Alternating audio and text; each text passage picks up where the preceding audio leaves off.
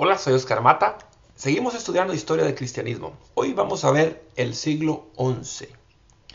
Este siglo fue caracterizado por la simonía, dado que muchos de los papados durante este periodo fueron obtenidos de manera corrupta mediante cantidades de dinero. A esto es a lo que se le llamaba simonía. Estaba relacionado con Simón el Mago, el que trató de comprar el poder del Espíritu Santo con dinero. Por eso, durante muchos siglos, en la Iglesia Católica se le llamó simonía al acto por el cual se compraba un cargo eclesiástico a través de dinero. Y en este siglo se dio mucho de esto. A principios de este siglo los cristianos fueron perseguidos en Palestina. Vamos a hablar de algunos papas relacionados con la simonía. El Papa Benedicto VIII, él ejerció el papado del 1012 al 1024. Se dice que compró el oficio de papa por medio del chantaje. Al poco tiempo de su nombramiento, fue expulsado de Roma por la familia de los Crescencio, poniendo en su lugar al antipapa Gregorio. Año y medio más tarde, en el 1014, Benedicto VIII recuperó el trono bajo el apoyo del rey II de Sajonia. Ese mismo año, el Papa premió a Enrique con la coronación imperial. Es decir, se daban favores políticos para protección del Papa. Luego sigue el Papa Juan XIX. El Papa Juan XIX ejerció el papado del 1024 al 1032.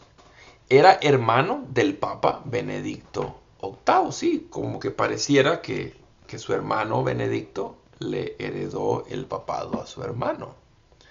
En el momento de su elección, ni siquiera era parte del clero, sino que él ejercía como cónsul y senador. Pero a cambio de una importante cantidad de dinero, recibió todas las órdenes sagradas en un solo día. ¿Qué le parece? Claro, él había visto cómo su hermano había prosperado económicamente y él también quiso el papado y lo compró, aunque nunca había sido parte del clero, nunca fue sacerdote realmente. Después continuó el Papa Benedicto IX. El Papa Benedicto IX ejerció el papado en 3 períodos diferentes, del 1032 al 1044, luego abril y mayo de 1045 y para terminar del 1047 al 1048. Llegó al cargo cuando tenía 12 años de edad.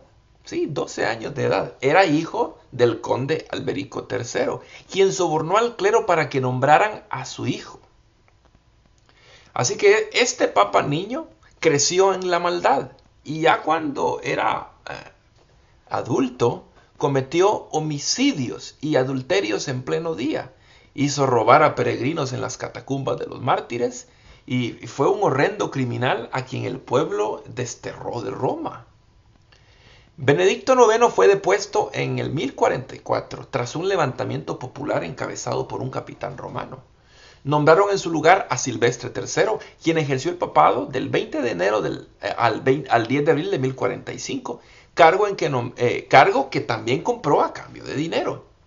Pero Benedicto IX recuperó el papado con el apoyo de los condes de Túsculo. Su ambición al dinero hizo que Benedicto IX vendiera el papado. A la primera vez lo perdió por causa de un levantamiento popular. Esta segunda vez lo vendió por 1.500 libras de oro. Así que del 5 de mayo de 1045 al 20 de diciembre de 1046, su padrino Gregorio VI ejerció como papa. El rey alemán Enrique III convocó a un sínodo en Sutri, donde fueron depuestos Benedicto IX y Silvestre III, y los dos reclamaban ser papas, y obligó a abdicar a Gregorio VI. En su lugar fue nombrado Clemente II, quien ejerció el papado del 25 de diciembre de 1046 al 9 de octubre de 1047. Clemente II era un clérigo alejado de la corte papal, porque ningún sacerdote romano pudo ser hallado limpio de corrupción, de simonía y fornicación. Es decir, Trataron de encontrar a un buen papa y Clemente II aparentemente era un buen sacerdote que estaba alejado de toda la corrupción en la que el sacerdocio romano estaba involucrado. El primer acto como pontífice de Clemente II fue coronar como emperador a Enrique III, a quien también dio el título de patricio de los romanos, lo que implicaba la prerrogativa de que toda elección papal debía contar con su previa autorización. Pero Clemente II murió en 1047, lo que hizo que Benedicto IX atacara Roma y fue aceptado por el clero y el pueblo para evitar tumultos y derramamientos de sangre, para ser elegido por tercera vez el 8 de noviembre de 1047. Sin embargo, no contaba con el apoyo de las familias poderosas de Roma, por lo que fue expulsado y excomulgado el 17 de julio de 1048. Hasta el día de su muerte, en el año 1055, nunca cesó de luchar por reconquistar el papado. Fue durante esta época de corrupción religiosa que había en Roma que en el año 1054 tuvo lugar el gran cisma de Occidente y Oriente, dando lugar a que el patriarcado de Constantinopla se desligara de Roma. Esto dio origen oficial a la Iglesia Católica Apostólica Ortodoxa. Aunado a las diferencias que se tenían por causa de la cláusula filioque, es decir, que la Iglesia de Roma creía que el Espíritu Santo provenía del Padre y del Hijo, pero en la Iglesia de Constantinopla no creía lo mismo. Tenían esta diferencia en cuanto a la procedencia del Espíritu Santo. Pues aunado a esto, en el año 1054, el Papa León IX buscaba una alianza con Bizancio, por lo cual mandó una embajada a Constantinopla encabezada por el cardenal Humberto de Silva Cándida. El cardenal y sus acompañantes hicieron pésimo trabajo, pues en lugar de lograr una alianza, provocaron el cisma porque negaron el título de ecuménico al patriarca Miguel I Cerulario. El patriarca entonces se negó a recibirlos. El cardenal se burló de las costumbres griegas que tenían los constantinoplanos y excomulgó a Miguel I el 16 de julio de 1054. Entonces, el 24 de julio, el patriarca excomulgó también al cardenal y a sus acompañantes, y este fue el inicio del cisma. Entonces, la Iglesia Católica quedó dividida en dos: la Iglesia Católica Apostólica y Romana para el Imperio de Occidente y la Iglesia Apostólica Ortodoxa para el Imperio de Oriente. La Iglesia Ortodoxa continúa hasta el día de hoy y cuenta con alrededor de 225 millones de creyentes. Algunos se confunden cuando oyen Iglesia Católica y piensan que es lo mismo, ¿no? Por lo menos aquí ya habían dos: la Iglesia Católica Apostólica y Romana y la Iglesia Católica Apostólica Ortodoxa. Ya habían dos iglesias católicas. Continuó este siglo y ya del 1073 al 1085 Gregorio VII ejerció el papado.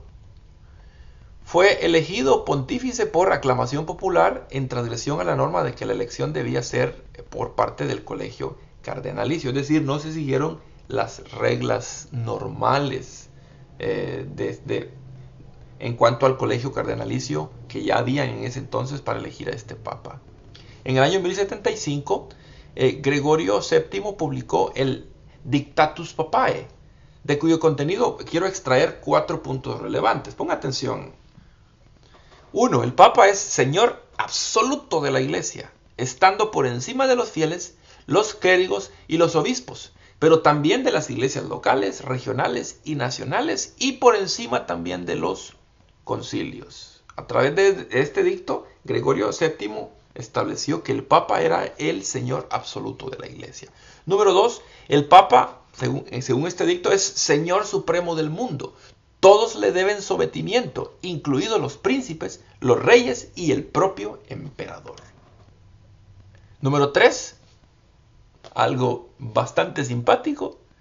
Y por decreto, este Papa decretó que la Iglesia romana no erró ni errará jamás. Es decir, la Iglesia romana jamás ha cometido errores y jamás cometerá errores. ¿Qué le parece a usted? Y el número 4. Todo Papa legítimo es santo por virtud de los méritos del apóstol Pedro. Es decir, que según este edicto, Todos los papas, incluyendo los corruptos, los que habían llegado por simonía, los que practicaron fornicación, los que practicaron adulterio, todos los que hicieron cualquier clase de aberración, todos ellos eran santos, solo por el hecho de ser papas.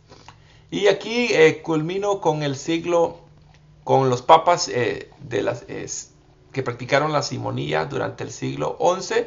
Y este último, pues no, Gregorio VII, no hay registro de que haya practicado la simonía. Sin embargo, quise incluirlo como parte de los papas con ciertos detalles del siglo XI. En nuestra próxima lección vamos a hablar de las cruzadas. Soy Oscar Mata, es un gusto estudiar con ustedes.